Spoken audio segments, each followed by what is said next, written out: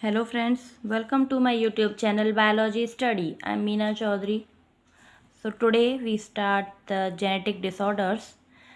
आज हमारा chapter complete होने वाला है. तो लास्ट टॉपिक है आज जो हम स्टडी कर रहे हैं, that is genetic disorders which is categorize into two groups, that is a Mendelian disorder and chromosomal disorders. तो जेनेटिक डिसऑर्डर्स दो टाइप्स के हैं, एक तो है मेंडेलियन डिसऑर्डर, सेकंड है क्रोमोसोमल डिसऑर्डर्स.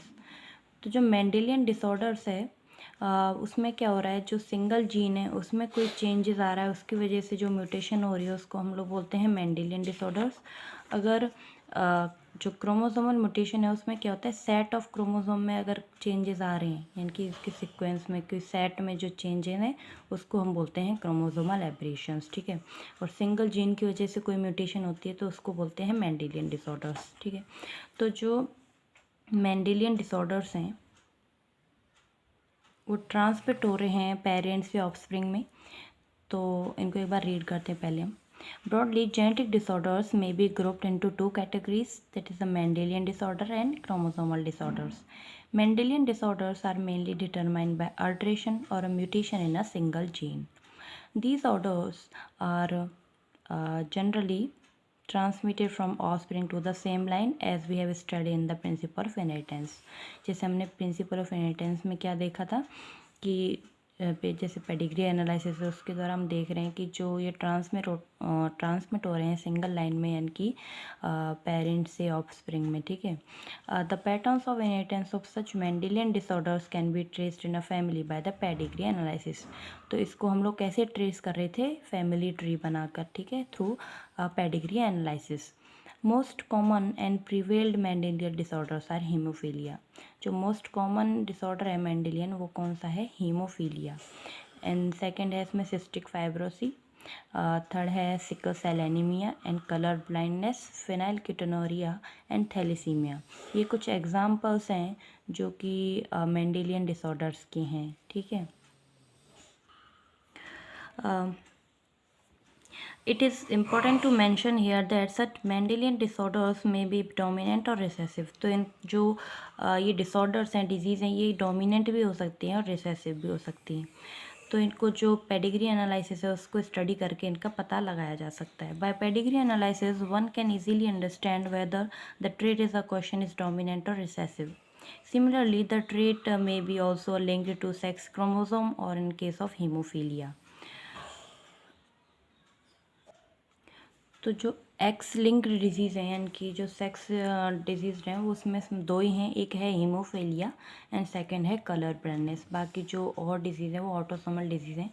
ठीक है.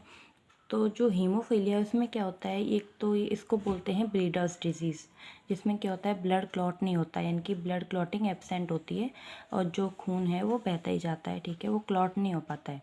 तो इसमें जो हीमोफीलिया ए है उसमें क्या होता है, जो फैक्टर 8 है ना वो एब्सेंट होता है, क्लॉटिंग फैक्टर.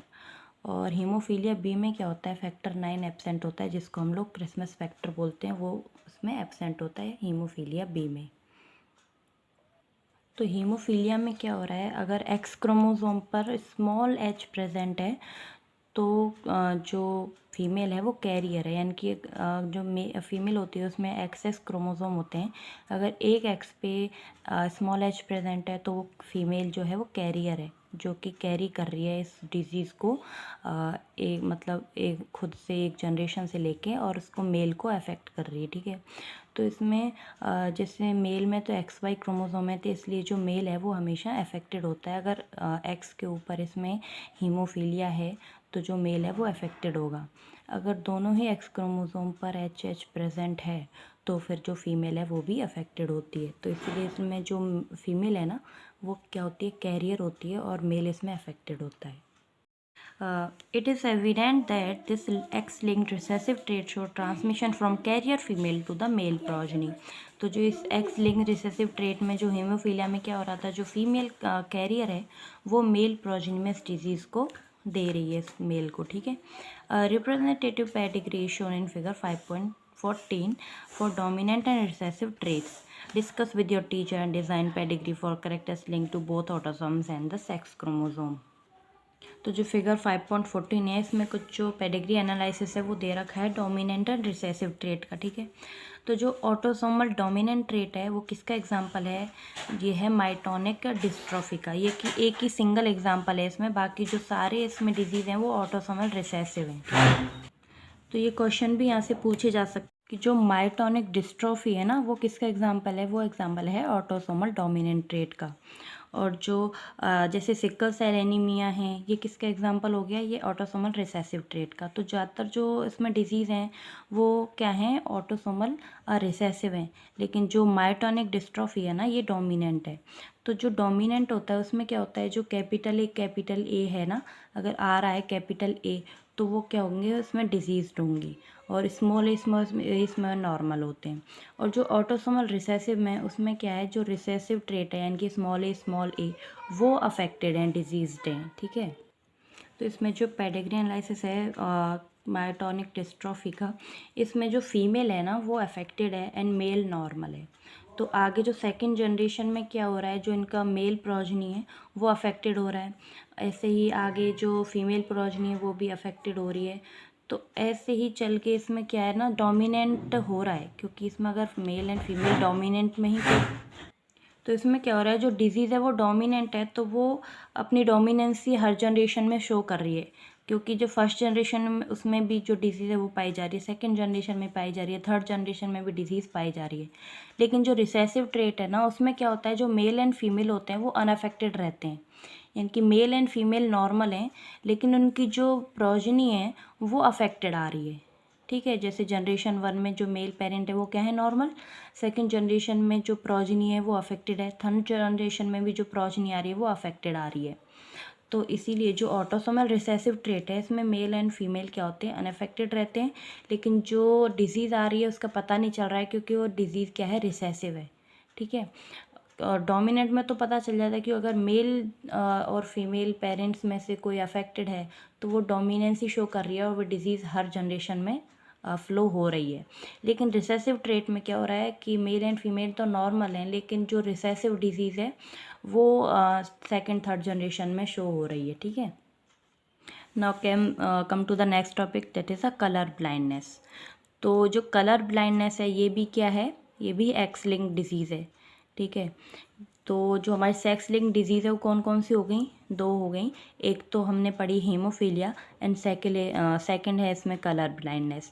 तो कलर ब्लाइंडनेस क्या है, ये भी एक्स लिंक डिजीज़ जो है वो रिसेसिव है। तो इसमें जो रेड एंड ग्रीन कलर है ना उसमें फ़र्क नहीं हो पाता है, यानी कि जो रेड एंड ग्रीन ब्लाइंडनेस इसमें हो जाती है, जो कि किसकी वजह से होती है, जो कोन्स होता है हमारा आई पे वो पिगमेंट को क्या करता है, उसके जो जीन्स होते हैं ना वो एक्स क्रोमोसोम पे प्रेजेंट हो जाते हैं, जिसकी वजह से जो कोन पार्ट है वो अफेक्टेड हो जाता है और रेड ग्रीन जो ब्लाइंडनेस है उसमें आ जाती है। कलर ब्लाइंडनेस क्या करती है, शो करती है क्रिस क्रॉस पैटर्न्स को, जो कि इनहेरिटेंस में क्या होता है, जैसे कि फादर से जो डिजीज़ है वो जाती है ग्रैंडसन के अंदर, कहाँ से, डॉटर के थ्रू। तो ये क्रिस क्रॉस पैटर्न करते हैं, जैसे मेल से फीमेल, फीमेल से मेल, मेल से फीमेल, ऐसे जो क्रिस क्रॉस पैटर्न है वो इसमें शो होता है, ठीक है। Now read it from our NCERT. It is a sex-linked recessive disorder due to defect in either red or green cone of eye, resulting in failure of discriminate between the red and green color. तो ये क्या है, एक sex linked recessive disorder है, जो कि किसकी वजह से होता है, डिफेक्ट हो जाता है रेड और ग्रीन जो कोन होती है हमारी आई में उनमें फेल होने की वजह से इसमें ये जो रेड एंड ग्रीन कलर है उसमें क्या कर पाते हैं, डिस्क्रिमिनेशन नहीं कर पाते हैं। This defect is due to mutation in certain gene present in X chromosome. तो ये किसकी वजह से होता है, म्यूटेशन हो जाती है एक्स क्रोमोसोम पे, कोई जीन प्रेजेंट होता है, जैसे कलर ब्लाइंडनेस में कि हम क्या लेंगे, स्मॉल सी है, स्मॉल सी ले रहे हैं हम दोनों, जो कैपिटल एक्स जो क्रोमोसोम है उन पे। तो जो स्मॉल सी अगर दोनों एक्स क्रोमोसोम पे आ रहा है तो वो क्या होता है, अफेक्टेड होता है। अगर एक एक्स क्रोमोसोम पर स्मॉल सी आ रहा है तो वो कैरियर होगा, ठीक है।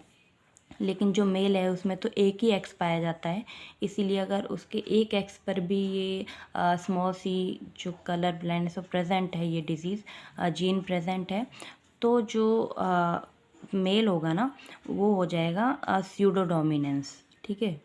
यानी कि इफेक्टेड, क्योंकि उसमें एक ही एक्स प्रेजेंट है और दूसरा जो क्रोमोसोम है वो उसमें वाई होता है, ठीक है। This defect is due to mutation in certain gene present in X chromosome. It occur in about 8% of males and only about 0.4% of females. ये ज़्यादातर जो 8% जो मेल हैं उनमें पाया जाएगा, लेकिन फीमेल्स में कम पाया जाता है, क्योंकि ऐसा बहुत कम हो पाता है कि जो ये है वो दोनों एक्स पे प्रेजेंट है। तो अगर एक एक्स पे प्रेजेंट होता है तो वो फीमेल कैरियर होती है, अगर दोनों पे ही ये प्रेजेंट हो रहा है एक्स पर तो फिर वो अफेक्टेड होगी। लेकिन ये बहुत कम चांस में देखा जाता है कि दोनों ही एक्स पर स्मॉल सी जो जीन है वो प्रेजेंट है। लेकिन जो मेल का जो केस है उसमें उल्टा ही होता है, क्योंकि उनके पास एक ही एक्स क्रोमोसोम है और ये डिजीज़ क्या है, एक्स लिंक्ड डिजीज़ है, तो एक्स पर ही पाई जाएगी। तो अगर मेल के जो एक्स है उसके ऊपर ये पाई जा रहा है जो सी जीन है स्मॉल, तो इसकी वजह से जो मेल है वो अफेक्टेड हो जाएगा, क्योंकि उसके पास तो एक ही एक्स क्रोमोसोम है, ठीक है। This is because the gene that lead to a rare green color blindness are on the X chromosomes, ठीक है। Males have only one X chromosome and females have a two. The son of a woman who carries the gene has a 50% of chance of being a color blind। तो जो सन है जो कि affected हो रहा है तो वो आगे क्या कर रहा है, 50% उसके चांस होते हैं कलर ब्लाइंड होने के, ठीक है। And the mother is not her self colour blind because the gene is recessive. तो इसीलिए जो मदर है ना वो कलर ब्लाइंड नहीं होती, क्योंकि उसका जो जीन है वो रिसेसिव है। This means that the effect is suppressed by her matching dominant normal gene, and the daughter will not normally be colorblind unless the mother is carrier and her father is colorblind। तो इसीलिए जो female child है उसकी जो mother है वो तो career है, और जो उसका फादर है वो क्या है, अफेक्टेड है, ठीक है। Hemophilia. This sex-linked recessive disease which show lies transmission from unaffected carrier female to some of the male progeny।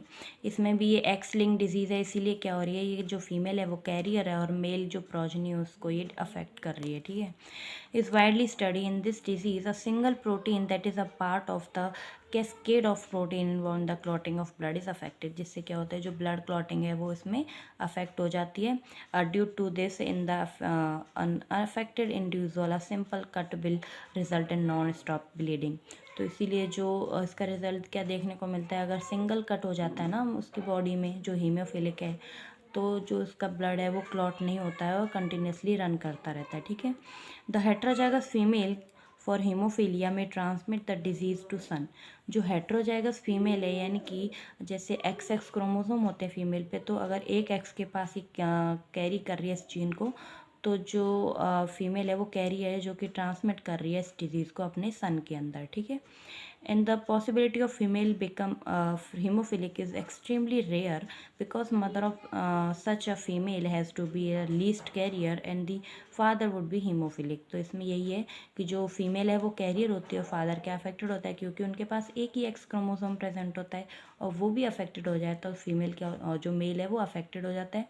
लेकिन जो फीमेल का अगर एक एक्स क्रोमोसोम पे ये जीन कैरी कर रहा है तो वो फीमेल कैरियर होती है, क्योंकि उसके पास दो जीन्स प्रेजेंट होते हैं, एक्स एक्स क्रोमोसोम्स, ठीक है। अगर एक एक्स के ऊपर प्रेजेंट है जो जीन है ये, तो जो फीमेल है वो क्या होती है, कैरियर होती है, ठीक है। The family pedigree of Queen Victoria show a number of hemophilic descendants as she was a carrier of the disease। तो सबसे पहले ये डिसीज़ किस में देखी गई थी, क्वीन विक्टोरिया में, ठीक है। जो कि इससे क्या थी, हीमोफिलिक जो डिज़ीज़ थी ये इसका कैरियर थी। तो इसीलिए उनके जो फैमिली पेडिग्री है उसमें जो सारे मेल हैं वो क्या हो रहे थे, अफेक्टेड हो रहे थे इसी बीमारी से। तो अब आगे हम पढ़ते हैं sickle cell anaemia, phenylketonuria and thalassaemia. ये तीनों ही जो बीमारी हैं वो ऑटोसोम रिसेसिव ट्रेट, ठीक है। क्योंकि जो कलर ब्लाइंडनेस है हीमोफीलिया थी ना, यही सिर्फ एक्स लिंक्ड रिसेसिव डिजीज़ थी, बाकी जो आगे आने वाली सारी रिसेसिव डिजीज़ हैं ऑटोसोमल, ठीक है। This is an autosome linked recessive trait that can carry transmit from parent to offspring when both the parents are carrier of the gene। तो ये क्या है, जो दोनों ही पेरेंट्स हैं अगर वो कैरियर हैं, यानी कि जैसे HbA एंड HbS, दो हमने क्या लिए हैं, पेयर ऑफ एलील्स लिए हैं, ठीक है, जिसमें HbA नॉर्मल है और HbS क्या है, जो इस डिजीज़ से क्या है, ग्रसित है, ठीक है। तो अगर दोनों ही पेरेंट्स HbS और HbS हैं तो जो चाइल्ड होगा उसकी क्या हो जाएगी, वो डेथ हो जाएगी, ठीक है, क्योंकि वो इससे डेफिशिएंसी से वो जूझेगा, क्योंकि जो इसमें क्या होता है, सिकल सेल एनीमिया में कि जो RBC है वो कम बनती है, जिससे एनीमिया हो जाता है, और जो RBC की शेप है वो कैसी हो जाती है, वो बाइकॉन्केव से जो सिकल सेल है उस तरह की हो जाती है, जिसकी वजह से जो वो ब्लड है वो कैरी नहीं कर पाती, हीमोग्लोबिन कैरी नहीं कर पाती है, और जिससे जो एनीमिया है वो हो जाता है और बच्चे की क्या हो जाती है, डेथ हो जाती है। This disease is controlled by a single pair of allele HbA and HbS. Out of 3 possible genotypes, only homozygous individual for HbS show the disease phenotype. Heterozygous HbA/HbS individuals appear apparently unaffected, but they carry the disease and 50% of probability of transmission of the mutant gene to the progeny. तो अगर जो दोनों ही mail हैं वो HbS/HbS हैं तो उनमें वो क्या होंगे, डिजीज़ होती है। लेकिन अगर वो हेट्रोजाइगस हैं, यानी कि HbA/HbS हैं, दोनों ही इंडिविजुअल जो पेरेंट्स हैं, तो वो पेरेंट्स तो अनअफेक्टेड हैं, लेकिन वो डिज़ीज़ को क्या कर रहे हैं, कैरी कर रहे हैं अपने बच्चे में, ठीक है। तो जो 50% चांस हैं उसके ट्रांसमिशन के, प्रोजेनी में पहुंचने के। दस एग्जिबिटिंग सिकल सेल ट्रेट जो है वो हमारे इसमें दिया हुआ है फिगर 5.15 में। इसमें क्या हो रहा है, जो डिफेक्ट है किसकी वजह से हो रहा है, जो ग्लूटामिक एसिड है वो सब्सटीट्यूट हो जा रही है वेलिन की पोजीशन की वजह से, जो 6th पोजीशन है ना बीटा ग्लोबिन चेन में, उसमें डिस्प्लेसमेंट हो रहा है, ठीक है। तो इसमें ये क्या है, नॉर्मल इंडिविजुअल है, ठीक है। इसमें जो टेम्पलेट है वो है CTC, तो इधर से जो ट्रांसक्रिप्शन है उसके बाद mRNA में जो GAG है वो बन रहा है, और GAG से ट्रांसलेशन होने के बाद जो ग्लूटामिक एसिड है वो अपनी 6th पोजीशन पे बन रही है।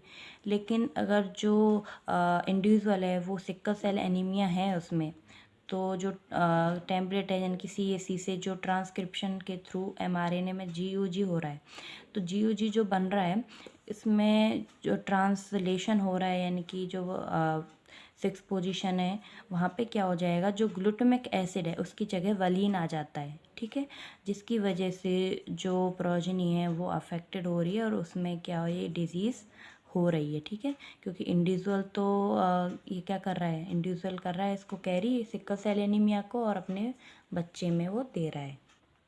So this effect is caused by the substitution of glutamic acid by valine at the 6th position of beta globulin chain of the hemoglobin molecule. तो hemoglobin की जो molecule की बीटा ग्लोबिन चेन है उसमें जो ये पोजीशन है glutamic acid की जगह वेलिन आ रहा है 6th पोजीशन पर, इसी वजह से जो सिकल सेल एनीमिया है वो हो रहा है, ठीक है। And the substitution of amino acid in the globin protein result due to the single base substitution और द 6 कोडोन। तो इसी वजह से ये क्या है, एक सिंगल जीन म्यूटेशन है, इसको हम लोग पॉइंट म्यूटेशन बोलते हैं। सिर्फ एक जो ग्लूटामिक एसिड है उसकी जगह वेलिन आने की वजह से ही, ये पॉइंट म्यूटेशन की वजह से ही क्या हो रही है, डिजीज़ हो रही है। इसीलिए क्या है, ये वो सिंगल बेस सब्सटीट्यूशन है, ठीक है। The mutant hemoglobin molecule undergoes polymerization under low oxygen tension, causing the change in the shape of RBC and from biconcave disc to elongate sickle cell structure. तो इसकी वजह से जो RBC की shape है वो चेंज हो रही है, सिकल सेल हो गई है, तो उसमें जो ऑक्सीजन है वो कैरी करने की कैपेसिटी भी कम हो जाती है। तो इससे जो डिजीज़ हैं वो भी कौन कौन सी होती है, एक तो ब्रेन डैमेज हो सकता है, ठीक है, स्प्लीन पे लोड पड़ेगा, क्योंकि जो RBC है वो कम बन रहे हैं, तो इसकी वजह से जो एनीमिया है वो हो रहा है। तो इससे बहुत सारी जो डिजीज़ हैं, बहुत सारे अफेक्ट जो हैं वो हो रहे हैं, ठीक है। नेक्स्ट है हमारी phenylketonuria. This inborn error of metabolism is also inherited as an autosomal recessive trait. ये भी क्या है, ऑटोसोमल रिसेसिव ट्रेट है। And the affected individual lack an enzyme that convert the amino acid phenylalanine into tyrosine. तो जो affected individual है इसमें, इनमें क्या हो रहा है, एक एंजाइम्स की कमी की वजह से ये डिजीज़ हो रही है। वो कौन सी एंजाइम है, फिनाइल एलेनाइन हाइड्रोक्सिलेज। ये एंजाइम क्या करती है, जो फिनाइल एलिनिन है ना उसको ट्रायोसिन में कन्वर्ट करती है। अगर जिससे क्या होता है, प्यूरिक एसिड का एक्युमुलेशन नहीं होता है। अगर ये एंजाइम्स नहीं होती है ना जो अफेक्टेड इंडिविजुअल इसमें, तो जो फिनाइल एलिनिन है वो टायरोसिन में कन्वर्ट नहीं होता है, जिसकी वजह से जो पायरुविक एसिड है वो क्या करती है, एक्युमुलेट हो जाती है। ठीक है, और जिससे क्या होता है, जॉइंट में एर्थराइटिस हो जाता है, ब्रेन डैमेज हो जाता है। As a result of this, phenylalanine is accumulated and converted into phenylpyruvic acid and other derivatives. Accumulation of these in the brain result in a mental retardation. These are also excreted through a urine because of its poor absorption by kidney. तो इसमें क्या हो रहा है कि जो mental retardation है वो हो रही है इसकी एक्युमुलेशन की वजह से, और जो प्यूरिक एसिड है ना वो एक्सक्रीट हो रहा है यूरिन के थ्रू भी, क्योंकि जो किडनी है ना वो इसका एब्जॉर्प्शन नहीं कर पाती है पूरी तरह से। नेक्स्ट है हमारा thalassemia. This is also one autosome linked recessive blood disease transmitted from parent to the offspring. ये भी क्या है, ऑटोसोम लिंक्ड रिसेसिव डिजीज है जो कि पेरेंट से ऑफस्प्रिंग में जा रही है। When both the partners are unaffected carrier for genes. अगर दोनों ही जो पार्टनर हैं वो अनअफेक्टेड हैं लेकिन कैरियर हैं, यानी कि उनके जो एक ही जो क्रोमोसोम है उस पर ये जीन प्रेजेंट है, तो ये आगे क्या करते हैं, जो अपनी प्रोजेनी है उसको अफेक्टेड करते हैं। The defect could be due to the either mutation और deletion which ultimately result in the reduced rate of the synthesis of one of the globin chain alpha and beta chain that make up haemoglobin. ठीक है, तो ये किसकी वजह से हो रहा है, जो म्यूटेशन है या फिर डिलीशन हो रहा है किसी जीन का, तो उसकी वजह से जो सिंथेसिस हो रहा है ग्लोबिन चेन का, अल्फा एंड बीटा चेन, वो नहीं हो पाता है जो कि हीमोग्लोबिन बनाती हैं। ठीक है, this cause the formation of abnormal haemoglobin molecule. तो इसकी वजह से जो एबनॉर्मल हीमोग्लोबिन मॉलिक्यूल्स हैं वो बनते हैं और इसके क्या होता है, वो एनीमिया जो डिजीज़ है वो होती है। Thalassemia can be classified according to which chain of the hemoglobin affected while a molecule. In alpha thalassemia, production of a alpha globin chain is affected, while in beta thalassemia, production of beta globin chain is affected. ठीक है, alpha thalassemia is controlled by the two closely linked gene HBA1 and HBA2 on the chromosome 16 of each parent, and it observed due to the mutation or deletion of one or more or four genes. The more genes affected, the less alpha globin molecules produced, while beta thalassemia is controlled by a single gene HBB on chromosome 11 of each parent and occur due to a mutation of one or both the gene. Thalassemia differ from sickle cell anemia in that the former in quantitative problem of synthesizing too few globin molecule, while the latter is a qualitative problem of synthesis and incorrectly a functional globin. तो जो alpha thalassaemia है ना, इसमें क्या हो रहा है कि पूरी जो अल्फ़ा चेन है ना वो ही गायब है। ये अपना जो बीटा चेन है उसकी वजह से काम चला रहे हैं, लेकिन जो बीटा थैलेसीमिया है इसमें जो बीटा चेन है वो गायब है और ये अपनी जो अल्फ़ा चेन है उससे काम चला रहे हैं। ठीक है, तो इसीलिए हम इसको बोल रहे हैं क्वांटिटेटिव प्रॉब्लम, क्योंकि इसमें पूरी जो क्वांटिटी है इनकी पूरी चेन ही गायब है, तो इसीलिए इसमें क्वांटिटी में कमी आ रही है। लेकिन जो सिकल सेल एनीमिया था ना वो भी आरबीसी रिलेटेड प्रॉब्लम थी सेम ही, लेकिन उसमें क्या हो रहा था, उसमें जो चेन में पोजीशन पे चेंज हो रहा था, यानी कि जो ग्लूटामिक एसिड थी उसकी जगह वेलिन आ रहा था, तो उसमें क्वालिटी में चेंज हो रहा था, उसकी क्वांटिटी में कोई चेंज नहीं हो रहा था। ठीक है, क्योंकि उसमें तो पूरी चेन प्रेजेंट थी लेकिन उसमें सिर्फ क्वालिटी बदल गई थी। लेकिन जो थैलेसीमिया है इसमें क्या हो रहा है, पूरी की पूरी जो चेन है वही गायब है, इसलिए इसकी क्वांटिटी में चेंज हो रहा है, तो इसलिए इसको बोलते हैं क्वांटिटेटिव प्रॉब्लम थैलेसीमिया को। ठीक है, तो यहाँ पे हमारे मेंडेलियन डिसऑर्डर्स कंप्लीट हो गए। अब हम पढ़ते हैं हमारे chromosomal disorders. The chromosomal disorders, on the other hand, are caused due to the absence or excess of a abnormal arrangement of one or more chromosome. तो जो मेंडेलियन डिसऑर्डर्स का उसमें क्या हो रहा था, वन और फ्यू जो क्रोमोसोम थे उसमें चेंज की वजह से हो रहा था, लेकिन इसमें जो क्रोमोसोमल एब्रेशन है, इसमें के जो पूरा सेट है ना क्रोमोसोम का, उन्हीं में चेंज होने की वजह से ये डिजीज़ हो रही है. Failure of segregation of chromatids during cell division cycle result in the gain of loss of chromosomes called aneuploidy. For example, Down syndrome result in the gain of extra copy of chromosome 21. Similarly, Turner syndrome result due to the loss of an X chromosome in human females. A failure of cytokinesis after telophase stage of the cell division result in the increase in the whole set of chromosomes in an organism, and this phenomenon is known as polyploidy. This condition is often seen in plants. तो किसी जो chromosome है उसका addition होना या loss होना, उसको हम लोग बोलते हैं एन्यूप्लॉइडी. ठीक है, क्योंकि अगर या फिर कोई जो पेयर ऑफ क्रोमोसोम है वो अटैच हो रहा है तो इससे क्या हो रहा है, टेट्रासोमी या ट्राइसोमी हो रही है. लेकिन अगर कोई जो पेयर ऑफ क्रोमोसोम है वो डिलीट हो रहा है या कम हो रहा है तो उसको हम बोलेंगे मोनोसोमी, या फिर हम इसको नलीसोमी भी बोलते हैं. ठीक है, तो अन्यूप्लॉइडी या फिर हेट्रोप्लॉइडी में भी दो कंडीशन है, एक है हाइपरप्लॉइडी एंड सेकंड है हाइपोप्लॉइडी. हाइपरप्लॉइडी में क्या हो रहा है, एडिशन हो रहा है किसी क्रोमोसोम का, पेयर ऑफ क्रोमोसोम ऐड हो रहे हैं तो उसको हम बोलते हैं हाइपरप्लॉइडी. अगर पेयर ऑफ क्रोमोसोम लॉस हो रहे हैं या फिर डिलीट हो रहे हैं हम उसको बोलेंगे मोनोसोमी. ठीक है, यानी कि हाइपोप्लॉइडी. और सेकंड जो इसमें है वो है पॉलीप्लॉइडी या फिर यूप्लॉइडी. इसमें क्या हो रहा है, एडिशन और डिलीशन हो रहा है कंप्लीट सेट ऑफ क्रोमोसोम्स का.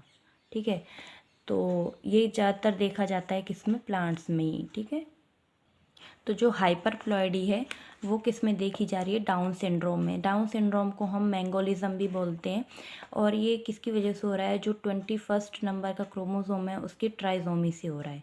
क्योंकि जैसे हमने देखा तो टोटल 46 क्रोमोसोम है, अगर उसमें एक और क्रोमोसोम ऐड हो रहा है यानी कि टोटल इसमें 47 क्रोमोसोम्स बन रहे हैं, तो इसीलिए इसको हम लोग बोलते हैं हाइपरप्लॉइडी, क्योंकि इसमें एडिशन हो रहा है क्रोमोसोम्स का. ठीक है, और जो टर्नर सिंड्रोम है उसमें हो रहा है मोनोसोमी, क्योंकि उसमें जो क्रोमोसोम है ना वो डिलीट हो रहे हैं यानी कि कम हो रहे हैं. जैसे 46 क्रोमोसोम है उसमें से एक जो सेक्स क्रोमोसोम है ना वो गायब हो जा रहा है, तो उसमें 45 क्रोमोसोम्स ही बन रहे हैं, इसीलिए हम उसको बोलते हैं monosomy. The total number of chromosomes in a normal human cell is 46, that is a 23 pair. जो टोटल जो क्रोमोसोम नंबर होते हैं ह्यूमन बींग्स में वो कितने होते हैं, 46 होते हैं, जो कि 23 जोड़ी होते हैं. Out of these 22 pairs are autosomes, जिसमें जो 22 पेयर हैं यानी कि जो 44 हैं वो तो ऑटोसोम्स होते हैं, एंड 1 पेयर जो है वो होता है सेक्स क्रोमोसोम्स. ठीक है, sometimes through rarely either N additional copy of chromosome may be include in an individual. तो कभी कभी क्या होता है कि एक एडिशनल कॉपी जो क्रोमोसोम की है वो ऐड हो जाती है, जिसकी वजह से उसको हम लोग बोल देते हैं हाइपरप्लॉइडी. और समटाइम्स क्या होगा, कुछ जो क्रोमोसोम है वो डिलीट हो जाएंगे या फिर उसकी कॉपी कम हो जाएंगी, तो हम उसको बोलते हैं मोनोसोमी या फिर हाइपोप्लॉइडी. And an individual may lack any one pair of chromosome. These situations are known as trisomy or monosomy of a chromosome, respectively. Such a situation lead to very serious consequences in the individual. Down syndrome, Turner syndrome, Klinefelter syndromes are common example of these chromosomal disorders. तो जो chromosomal disorders है वो किस किस disease में देखे जाते हैं, डाउन सिंड्रोम में, टर्नर सिंड्रोम में, क्लाइनफेल्टर सिंड्रोम्स में. ठीक है, इनमें ये देखे जा रहे हैं. जैसे कि ये एक चाइल्ड है, इसमें क्या हो रहा है, ये डाउन सिंड्रोम का शिकार है. इसमें क्या क्या हो जाता है, जैसे ये क्रोमोसोम है, पेयर ऑफ क्रोमोसोम पाए जाते हैं 23, तो इसमें जो 22 ऑटोसोम्स हैं, इसमें जो 21 क्रोमोसोम है ना उस पर एक कॉपी जो क्रोमोसोम की है वो और ऐड हो रही है, यानी कि इसको बोलते हैं 21 क्रोमोसोम की ट्राइसोमी. ठीक है, तो ये डिजीज़ किस वजह से हो रही है, जो डाउन सिंड्रोम है, ट्राइसोमी ऑफ 21 क्रोमोसोम. ठीक है, तो इसमें क्या क्या हो रहा है, जो डाउन सिंड्रोम है इसमें जो ट्राइसोमी 21 की वो मेल एंड फीमेल पेरेंट में पाई जा रही है, कि टोटल 47 क्रोमोसोम्स पाए जा रहे हैं. तो एक बार रीड आउट करते हैं हम. The cause of this genetic disorder is the presence of an additional copy of the chromosome number 21. This disorder was first described by Langdon Down. इसीलिए जो डिजीज़ है ये क्या फर्स्ट टाइम 1866 में जो लैंगडन डाउन थे उन्होंने इसको डिस्क्राइब किया था. And the affected individual is short statured with a small round head, furrowed tongue and partially opened mouth. Palm is broad and characteristic palm crease. Physical, psychomotor and mental development is retarded. तो जो affected individual हैं उसमें क्या क्या problems होती हैं. देखो, एक तो इसकी जो हेड है वो फ्लैट होता है बैक से, ठीक है. और इसमें जो टंग है वो फरो होती है. पाल्म इसमें क्रीज होते हैं. और जो हार्ट है उसमें होता है कंजेनाइटल हार्ट डिजीज़ हो जाती है, ठीक है. बिग एंड रिंकल टंग होती है इसकी. और क्या क्या प्रॉब्लम हो सकती है. ब्रॉड पाल्म होता है. और गोनाड्स जो हैं वो अंडर डेवलप्ड हो जाती हैं. मेंटल एंड फिजिकल रिटार्ड जो हो जाता है चाइल्ड. पार्शली ओपन माउथ रहता है और जो फेस है वो राउंड होता है, ठीक है. और हाइट भी इसकी शॉर्ट हो जाती है. ये सारी जो अफेक्ट है वो देखने को मिलते हैं डाउन सिंड्रोम के जो पेशेंट है, अफेक्टेड जो इंडिविजुअल है उसके अंदर, ठीक है. नेक्स्ट जो क्रोमोसोमल डिसऑर्डर की वजह से जो सिंड्रोम होता है उसको बोलते हैं क्लाइनफेल्टर सिंड्रोम. इसमें क्या होता है, ट्राइजोमी होती है सेक्स क्रोमोसोम्स की. जैसे ऑटोजोम्स होते हैं 44 ऑटोजोम्स, प्लस इसमें क्या हो रहा है, जो एक एक्स क्रोमोसोम है ना वो उसकी कॉपी बढ़ जा रही है. तो इससे क्या हो जाता है, जो मेल है ना वो स्ट्राइल हो जाता है. यानी कि जैसे ऑटोजोम्स होते हैं हमारे 44, प्लस इसमें जो एक्स एक्स वाई है वो बन रहा है. यानी कि जैसे एक्स वाई होते हैं मेल में, लेकिन एक एक्स कॉपी जो है वो इसमें बढ़ जाती है, जिसकी वजह से जो मेल है उसमें ना फीमेल कैरेक्टर्स दिखने लगते हैं. तो इसमें क्या हो रहा है, जो टू सेट है ऑटोजोम का उसमें प्लस करके जो सेक्स क्रोमोसोम है उसकी एडिशनल कॉपी हो रही है एक एक्स क्रोमोसोम की, ठीक है. Now read, this genetic disorder is also cause due to the presence of an additional copy of X chromosome resulting in to the karyotype of 47. तो इसकी वजह से जो क्रोमोसोम नंबर है वो कितने हो जाते हैं, टोटल 47 हो रहे हैं. Such an individual has a overall masculine development, however the feminine development is also express. Such individual are sterile. तो जैसे हमने देखा था डाउन सिंड्रोम में भी ट्राइजोमी हो रही थी और इसमें भी हो रही है, लेकिन डाउन सिंड्रोम में जो ऑटोजोम्स है ना उसमें हो रही थी 21st क्रोमोसोम पर. और जो क्लाइनफेल्टर सिंड्रोम है इसमें जो सेक्स क्रोमोसोम है ना एक्स, उसकी कॉपी हो रही है, ठीक है. तो इसीलिए जो सेक्सुअल करेक्टर्स हैं वो इसमें जो मेल हैं उनमें क्या दिखते हैं, ये फेमिनिज करेक्टर दिखते हैं. जो ब्रीस्ट है उसका डेवलपमेंट हो जाता है, ठीक है, यानी कि लार्ज ब्रीस्ट बन जाती है. और फिनोटिपिकली जो मेल है उसमें स्ट्राइल मेल बनता है. स्पर्म का प्रोडक्शन कम हो जाता है जिसको हम लोग ओलिगोस्पर्मी बोलते हैं. और जो उसकी हाइट है ना वो भी बढ़ जाती है, उसको जैसे लॉन्ग स्ट्रेच हो जाता है. और जो इसमें क्या देखने को मिलता है, गाइनोकॉमेस्टिया, जिसमें जो ब्रीस्ट है वो भी फीमेल के जैसी ही हो जाती है. तो जैसा डायग्राम में दिखाया है, इसमें जो ए है वो मेल है, बी फीमेल है. ए जो मेल है वो क्या होता है, टॉल हो जाता है. और इसमें जो फेमिनिस्ट करेक्टर हैं मेल फीमेल के वो भी दिखने लगते हैं. और जो फीमेल है इसमें इसकी हाइट शॉर्ट हो जाती है. और जो अंडर डेवलप्ड जो फेमिनिस्ट करेक्टर वो हो जाते हैं, इनकी जो फीमेल करेक्टर हैं वो कम दिखाई देते हैं, ठीक है.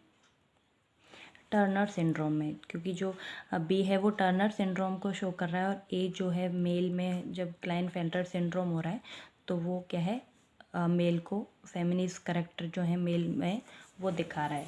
तो जो टर्नर सिंड्रोम में नेक्स्ट इसमें क्या होता है कि it is absence of X chromosome. इसमें जो क्रोमोसोम एक्स है ना वो एब्सेंट हो जाता है, जिसकी वजह से जैसे टोटल 46 क्रोमोसोम होते हैं तो इसमें 45 क्रोमोसोम्स होते हैं, क्योंकि जो फीमेल का एक एक्स क्रोमोसोम है वो कम हो जाता है, जिसकी वजह से जो फीमेल है वो स्ट्राइल हो जाती है. और उसकी जो ओवरी होती है वो रूमिनेंट्री भी हो जाती हैं, जिसकी वजह से वो उसमें सेक्सुअल कैरेक्टर्स क्या हो जाते हैं, लैक मतलब कम दिखाई देते हैं फीमेल्स में.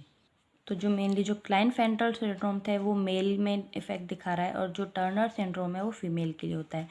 तो जो टर्नर सिंड्रोम है उसमें क्या हो रहा है, मोनोसोमी हो रही है, क्योंकि 44 ऑटोसोम प्लस जो एक ही एक्स क्रोमोसोम है वो इसमें दिख रहा है. बाकी जो सेकंड एक्स क्रोमोसोम था वो क्या हो जाता है, डिलीट हो जाता है या फिर गायब हो जाता है, जिसकी वजह से जो फीमेल है ना उसमें क्या होता है, वेब्ड नेक हो जाती है, शॉर्ट हाइट होती है उसकी, और स्ट्राइल हो जाती है, और जो ओवी है उसमें जो ओवरी है वो रूमिडेंट हो जाती है, इनकी गायब हो जाती है, ठीक है। और इसमें मेंटल रिटार्डेशन भी हो जाता है फीमेल्स को। एंड और भी जो अदर सेकेंडरी सेक्सुअल कैरेक्टर्स हैं वो भी इसमें गायब हो जाते हैं, ठीक है। तो यहाँ पे हमारा जो क्रोमोसोमल डिसऑर्डर्स हैं वो भी हमारे कंप्लीट हो गए। कौन कौन से थे? Down syndrome, Klinefelter syndromes and Turner syndromes, ठीक है। अब जो चैप्टर है वो यहाँ पे हमारा कंप्लीट हो जाता है। अब नेक्स्ट चैप्टर हम अपने नेक्स्ट वीडियो में स्टार्ट करेंगे। अगर आपको मेरा पढ़ाया हुआ अच्छा लगा हो, समझ आया हो, तो प्लीज़ मेरे चैनल को लाइक, शेयर एंड सब्सक्राइब करें। और कोई भी डाउट हो तो मुझे कमेंट बॉक्स में ज़रूर बताएं, ठीक है। तो अब मिलते हैं नेक्स्ट वीडियो में, तब तक के लिए bye bye, take care, thank you.